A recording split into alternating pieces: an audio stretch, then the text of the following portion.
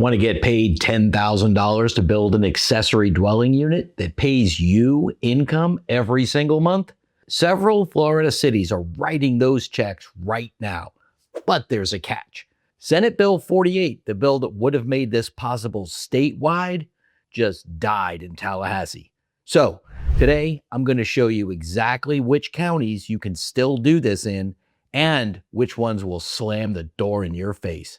Senate Bill 48 died on March 13th because our legislators couldn't get out of their own way. 60 days in session, no final budget, no tax relief, no ADU reform.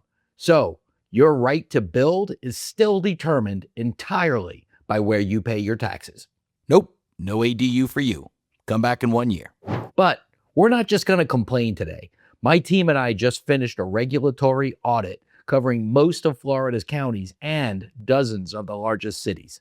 We've synthesized that data into what I call the ADU star rating system. It's a 1 to 5 star scale that tells you exactly how much red tape you're going to face before you even pick up a shovel. We rate every municipality on 5 categories, with 1 point possible in each. 5 points equals 5 stars. Simple. 1 point, 1 star.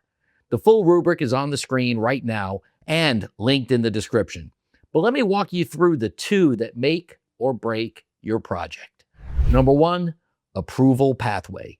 This is the difference between actually building your ADU and begging for permission to build it. We want to see by right processing, where if you meet the building codes, you skip the public hearings and the neighbors' opinions. Number 2, occupancy rules. This is the most common poison pill in Florida ADU codes. Friendly cities let you rent both units, your main house and your ADU. Hostile ones require owner occupancy, meaning you must live on site to keep the permit legal. This single rule can kill your entire investment thesis. First, I'm going to review a few jurisdictions, but don't go anywhere because after that, I'm going to show you the cities that are actually paying you to build that ADU. If you live in a 5-star jurisdiction, you've won the ADU lottery. The flagship is Gainesville. Why 5 stars? Because they actually allow 2 ADUs per lot, 1 attached and 1 detached. They have no owner occupancy mandate, no extra parking requirements, and offer free, pre-approved blueprint plans to save you up to $8,000 in architect fees. The city is actually rooting for you. And before you say, I don't live in Gainesville, a detached ADU in a favorable market like this can add $80,000 to $120,000 in appraised value to the property. That's real equity created from dead grass. And since you don't need to live in either unit, it makes a great investment opportunity.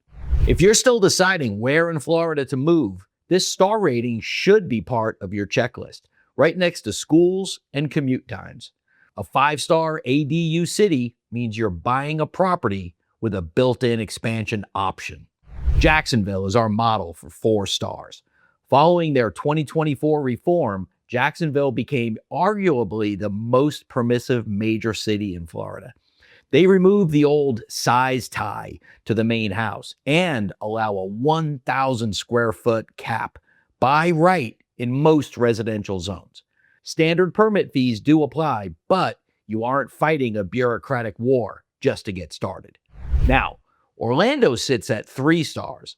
They offer by right approval, which is great, but they use a strict floor area ratio cap of 0.5.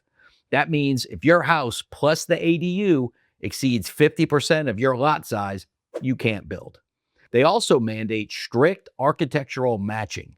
If you're in Orlando, run your lot's floor area ratio calculation before you buy a lot or call a contractor. West Palm Beach lands at 2 stars.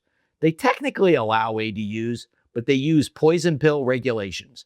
They limit them almost exclusively to the SF-14 high-density district.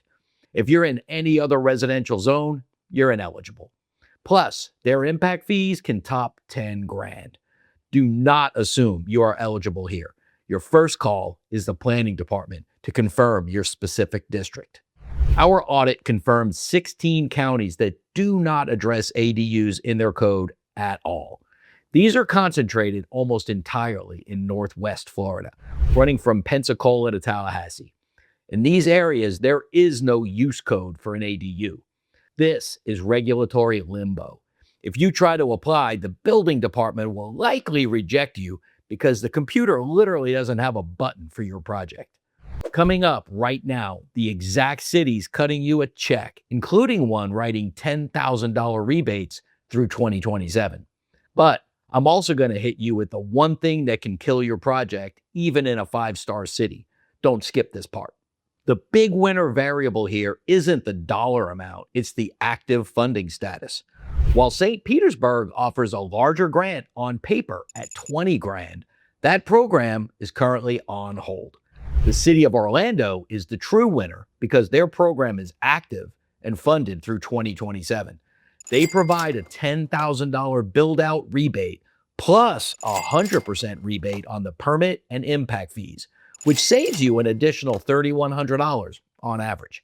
Other active programs include Largo with their $8,000 grant, Tallahassee with $7,500 in fee waivers, and Gainesville's Connect Free program, which can save you up to $8,000 in utility costs. Now, here is the detail that trips people up even after everything I just told you. HOAs can still say no. Even if you live in a 5-star city like Gainesville, even if Orlando is ready to hand you a $10,000 check, if your homeowners association prohibits accessory structures, they can block your build. Private deed restrictions and HOA covenants are not preempted by Florida ADU laws.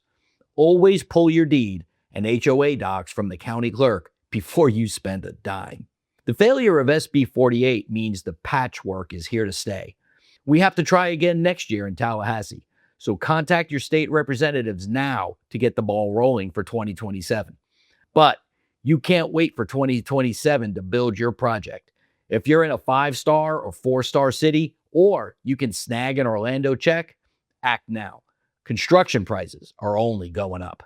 Use the star rating system to score your city, and if they don't hit at least 3 stars, call a land use attorney before you sign a construction contract. I've put the full database in the description below. This has been the Florida Real Estate Insider. I am still Tom McNamara. I'll see you in the next one.